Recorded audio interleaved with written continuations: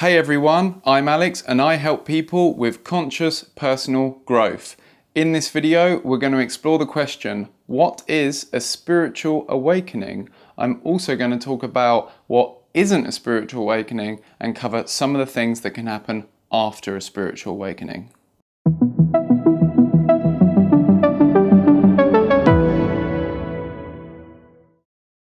So the term spiritual awakening can have many different meanings to different people in different cultures and traditions, and in some kind of way they may all have a degree of validity. My aim with this video isn't to downplay the importance of these other types of experiences, but to highlight the characteristics of spiritual awakening on the path to recognizing our true essential nature. Now, it's important to explore here what we mean with both the words spirituality and awakening. The term spirituality is a broad umbrella concept involving many different perspectives. Some people see this as the act of being connected to their own spirit or soul, which they see as a non-physical part of themselves. They may believe in a world where non-physical spirits literally exist on another plane of reality. And some people, when they hear this word, have a negative reaction. They see it as imagining a world full of metaphysical entities that don't actually exist in reality. But not all people who regard themselves as spiritual necessarily have that model of the world. And in a way, you could even see it from a purely psychological perspective, relating to someone's concern about their sense of meaning in life, their life's purpose, or their connection to the world around them. I'm not here to discount the possibility of spirits or souls, but in this instance, I'm talking about spirituality as an investigation into who we are, the nature of our experience, and how we relate to that experience. Now, what do we mean by the term awakening? Well, obviously its literal meaning is that act of waking up from sleep. And this has some relation to what I'm talking about, in the sense that it's used as a metaphor. Awakening can also refer to becoming aware of something. For example, some people feel like they've become awakened when they discover the corruption that's going on in the world. Or someone might feel like they've had a spiritual awakening when they realize that being kinder and more loving is the better way to act. Or they feel a new sense of wonder in the world and suddenly become a lot more interested in the nature of the universe, reality, or what it means to be human. And of course, in a way, these are all types of spiritual awakening. Spiritual as in they involve a spiritual dimension to life, and awakening as in they've become aware of something that they weren't before. I also like to try and be careful when I use this term awakening with some people, because to some people it can feel like you're insinuating that they're asleep, as in they don't know something. Some people might feel with this term that they're being accused of being ignorant, that you're saying that this ignorance is the cause of them being broken, and if they just had this divine, spiritual, conceptual knowledge that they probably can't understand anyway, then they'd be fixed. It can come across to some people like you're saying, look, if you just weren't ignorant of this spirituality, then you'd see what I see. But I'm not talking about spiritual awakening as gaining some kind of new conceptual knowledge. It's not a new concept to be added onto the list of things a person knows. I'm talking about spiritual awakening as the beginning of a journey, and it begins with a shift in how we relate to our reality and who we are. You see, many of us are stuck in our heads, constantly thinking. There's this constant mental chatter that runs in tandem along with everything. And if you really start to become aware of it and investigate it, you find much of it is repetitive and much of it is completely useless. We're often searching for the next thing, thinking about and often worrying about something in the future or something in the past, and we're often judging people, judging the situation, or judging ourselves. People often think about, like, what this person did to me. If only they did it this way, and then everything would be okay, but they didn't, and it's not, and so it's their fault. Or saying to themselves things like, this situation isn't right, it must be better, something must be done about it. The coffee machine has been broken for 3 weeks now, and how could they leave me like this? It's like, how could they leave me in this situation? How inconsiderate. Or, oh no, another day at work, I'll be happy when I get out of here. Or, oh no, it's raining again, this weather is just miserable. Now, I'm not trying to demonize thinking or saying we shouldn't be concerned with anything. Thinking can often be incredibly useful for solving problems and searching in our mind's eye for some information we learned in the past and we need now, or planning for something in the future. Sometimes we do need to do something about the situation. Maybe we need to remove ourselves from the situation or from some kind of danger. Maybe our concern for someone is justified and we need to do something about it. But if we need to do something, it's best just to take action or plan for some time in the future to take action. Much of this incessant thinking is repetitive, useless, and the constant mental commentary obscures the reality that we have in front of us. And the real issue is we mistake it for who we are. We create this personality structure within our mind and then we identify with it. And of course, if we're identified with this bundle of thoughts as who we are, then our sense of well-being is completely dependent on the story in our head always being a good one, which of course, it often isn't. Have you ever had an argument with someone that's just got so heated that it just feels horrible? You can feel all this heat in your body and the thoughts about the situation are racing, and both people assume their mental positions and are refusing to budge. Even if you start saying some things that you actually agree on, you still feel like there's something to defend, that the other person just must see your point of view. It seems like you can't agree on anything and the mood stays sour and it just goes on and on until you're both just exhausted. And then afterwards, once a lot of the negative feeling is dissipated, you just can't believe how it got so intense. You think, well, sure, there were some things that I wanted to get across, but we just went round and round in circles and couldn't seem to agree on anything. And what exactly were we arguing about for so long anyway? You can't even remember a lot of the things that were actually said. It was like you were possessed, like possessed by your own mind. You couldn't see the reality that was there in front of you. You couldn't seem to act calmly and kindly, but now you feel calm again and your mind is quieter. You can see more clearly, and it's almost like waking up from a bad dream. It's obvious in hindsight that in the heat of that argument, you were trapped in the stream of negative thinking and negative feeling. But that kind of thing is happening all the time on a more subtle level when we are constantly captivated by our thoughts and feelings, and we mistake them to be who we are. So, it could be said that having a spiritual awakening is the beginning of waking up from the dream of thought, becoming aware that you are not just your thoughts and feelings. It's a shift away from complete identification with thoughts and feelings toward the recognition that you are the awareness on which they appear, that you are the space that contains them. And of course, this is liberating. Your thoughts might not just suddenly stop, but your relationship to them begins to shift. You start to realize that there's this sense of beingness that underlies all experience, and you start to become aware of it, there is this sense of I amness that's deeper than I am this or I am that. It's the awareness on which everything in awareness appears. And that essential awareness is who you really are.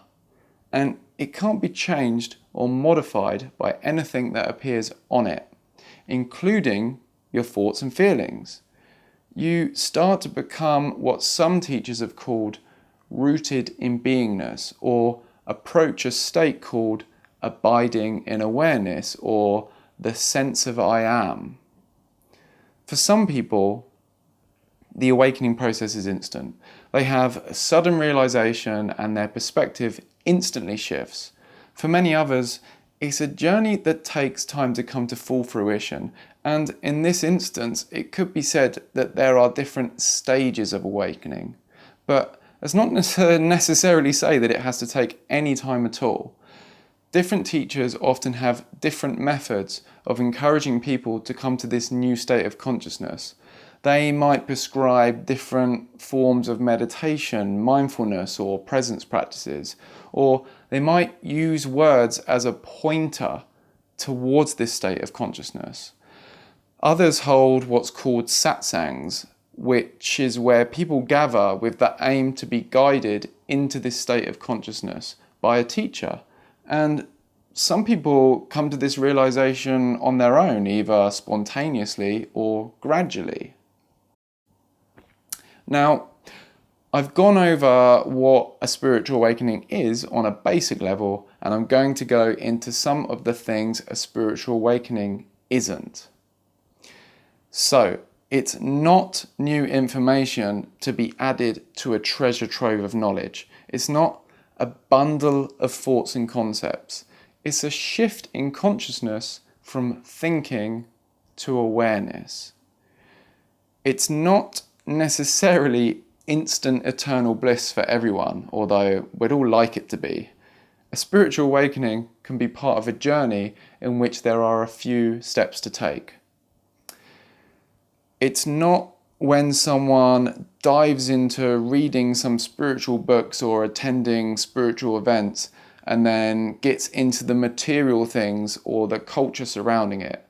They might buy all kinds of Buddha statues and candles and incense and essential oils, or wearing that particular style of clothing or jewelry that you see in New Age shops. Now, don't get me wrong, I'm not knocking any of that stuff, and I like a bit of it myself.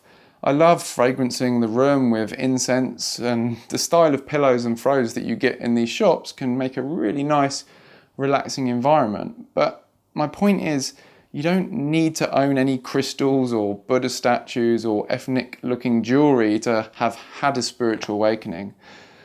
Someone who's had a spiritual awakening can look like absolutely anything and wear any style of clothes. And it doesn't necessarily change what you like and what you're into. It's not necessarily giddy emotion from visiting some kind of spiritual retreat.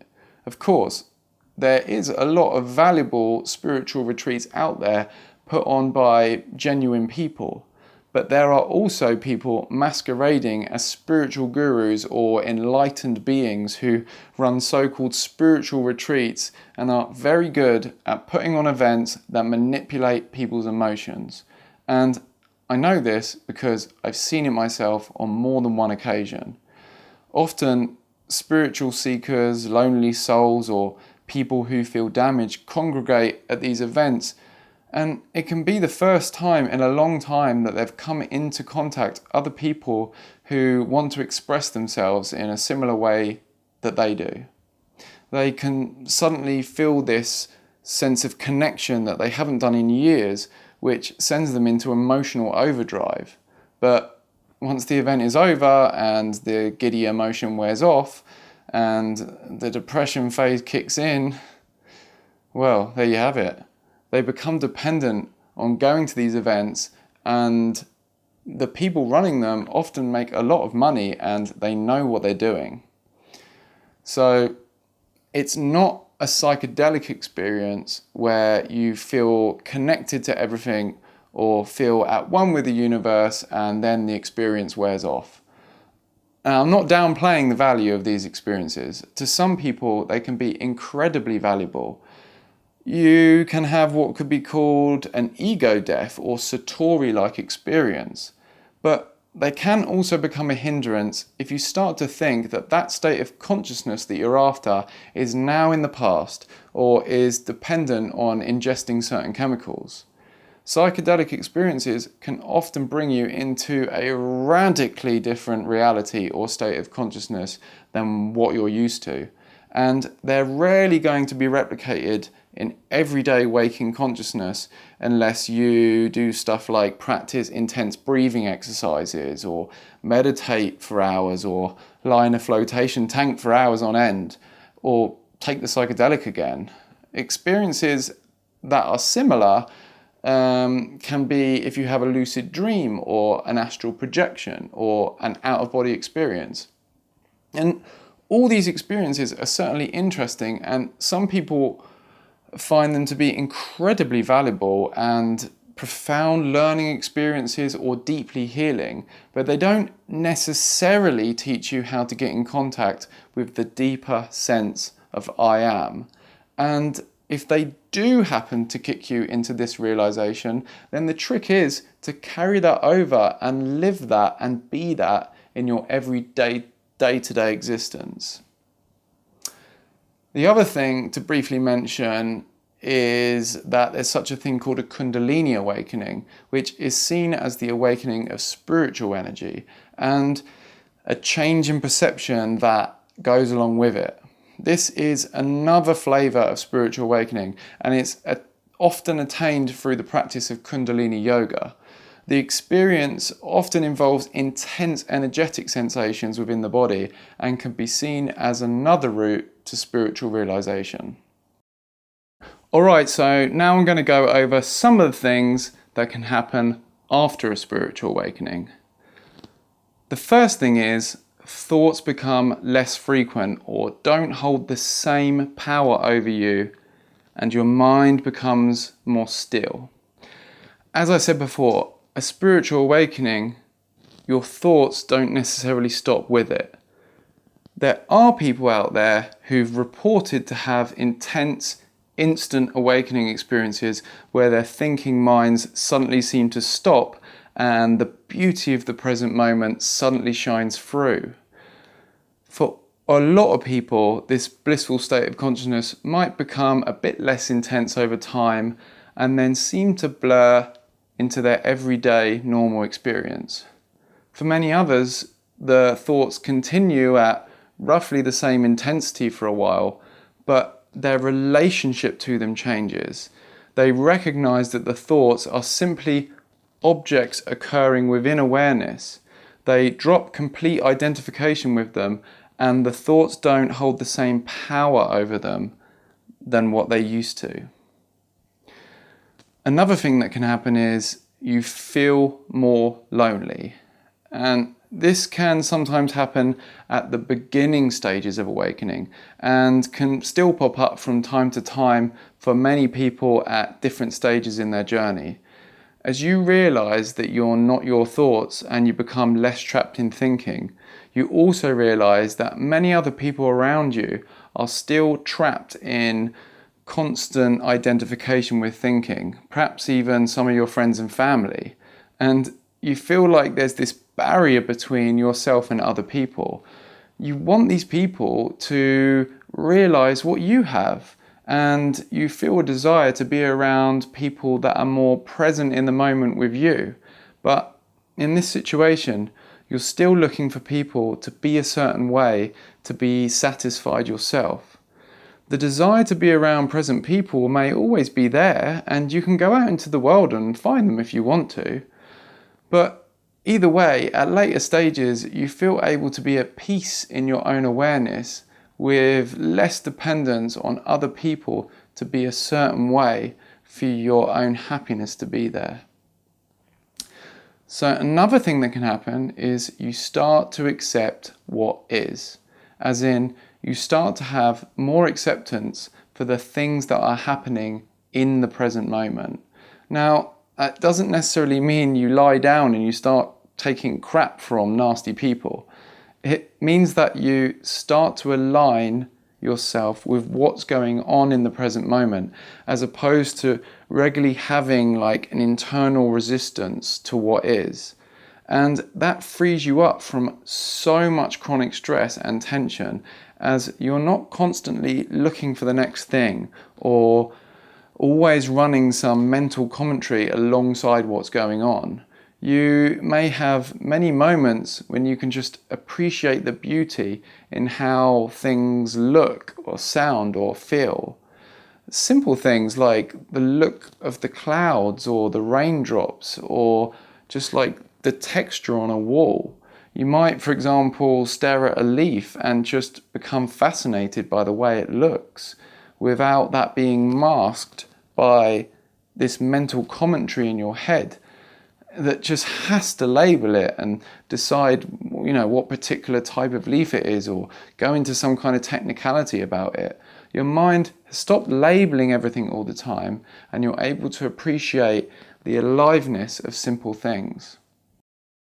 Another thing that can happen is you feel less need to be right all the time or to win an argument.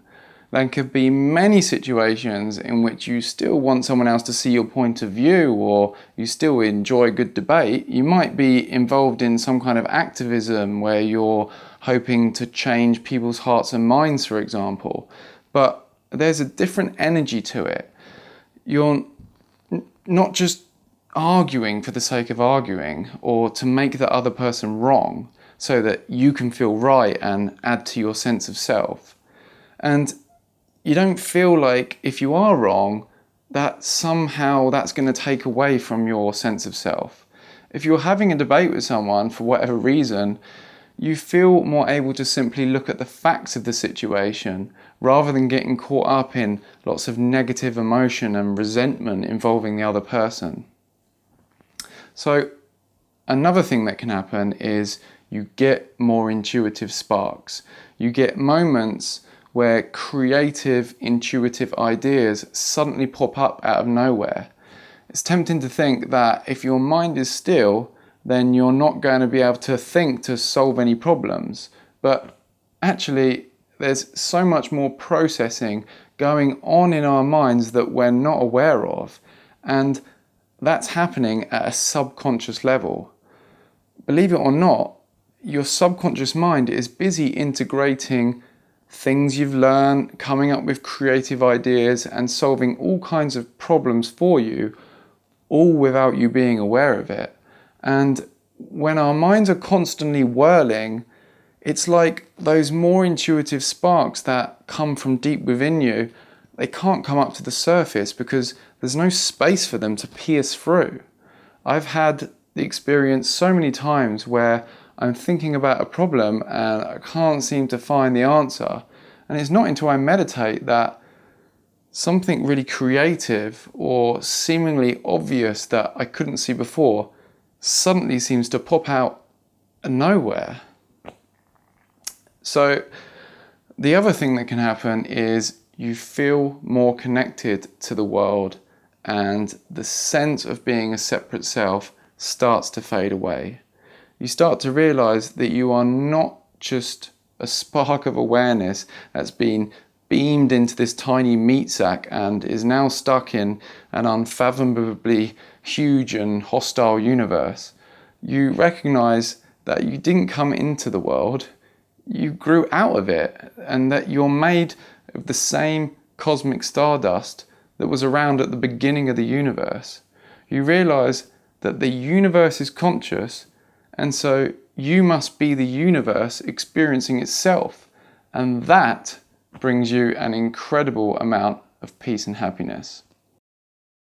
So, with that being said, I hope you found this video helpful. If you liked it, please give it a like, and of course, don't forget to subscribe for more videos on conscious personal growth. Peace.